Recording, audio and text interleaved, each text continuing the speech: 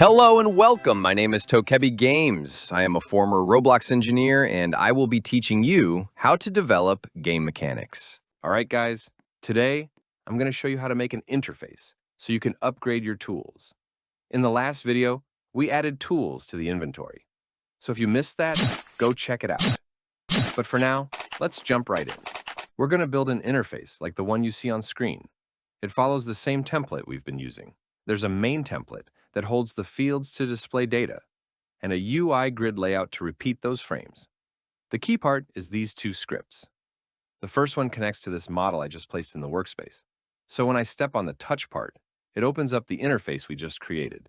We're going to go over the second script, Tool Repeater, which is a bit more complex. So let's walk through it step by step. The first part of our code brings in the interface we just built and creates a reference to the template we'll be using. Next, we bring in our upgrade tool remote function. Make sure this remote function is set up under RemoteFunctions in replicated storage. Otherwise, the script won't work. Now we're importing our tools config file. We built this before, so if you missed it, it's a good time to catch up. Here we are storing all the tool data, and I've added a new piece called progression. This is basically a dictionary that keeps track of the progression order from the current tier to the next. This next snippet imports the module data script we built in our cell loot tutorial. This script is responsible for refreshing the local player's data from the server. Now let's focus on the two main functions in this script. We'll start with the first one. This function gets triggered when the interface becomes visible. It refreshes our data using the module data script we showed earlier. Next, it destroys any old data templates in the interface to avoid duplication. Then, it loops over all the tools in the player's inventory and adds them to the interface. Notice that we moved the tier and price display into their own function. This is because we'll use it later. Finally, we add an action to the upgrade button. When the player clicks it, it sends a signal to the server to attempt the tool upgrade. If the upgrade is successful, we update the interface to show the player the next available upgrade, which is why we abstracted the display logic into a separate function. Now let's go over what the refresh data function does. It takes in the frame, the tool name, and the tool value from your inventory data. First, it gets the current tier of the tool and displays it. Then it uses that tier to find the next tier from the progression dictionary I showed you earlier. If the tool is already at tier 3, for example, it won't find a next tier, so it defaults to no upgrade.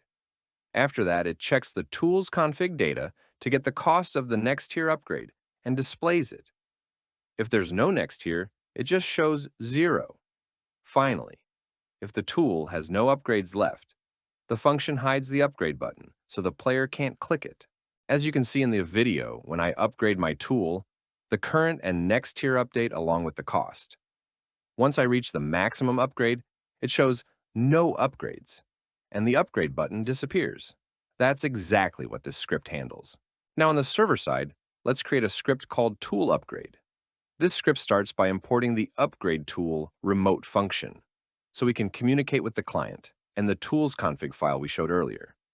Inside, we only need one function, which is triggered by the client. It receives the player and the tool name we're trying to upgrade. First, it checks the player's data to make sure the tool exists in their inventory.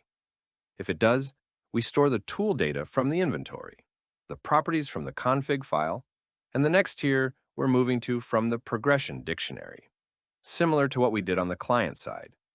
Next, we check if the player has enough gold in their data to cover the upgrade cost. If they do, there's one more step. If the tool is currently equipped, either in the player's hand or in their backpack, we need to find it because we'll update the tier tag to the new one.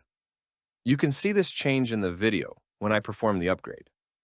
Finally, we subtract the gold cost from the player's data, update the tools tier in their inventory data to the new one. And that completes our upgrading system. Now it's time to test the system. I'm breaking the rock with a tier 1 tool. And as you can see, the loot is very basic. Let's upgrade the tool to tier 2 and break the same rock again. This time, we receive 4 marble rocks. Let's upgrade once more, and now when we break the same rock, we also receive gold rocks. This proves the upgrade system is working as intended. You can have access to this file by following the link in the description to my GitHub repository. Also, please join my community on Roblox, Tokebi Academy, where you can have access to the demos and collaborate with me. If you have not done it yet, please take a minute to subscribe and like this video, as this will greatly help me to continue making this type of content. Thanks for watching, and hope to see your comments and suggestions.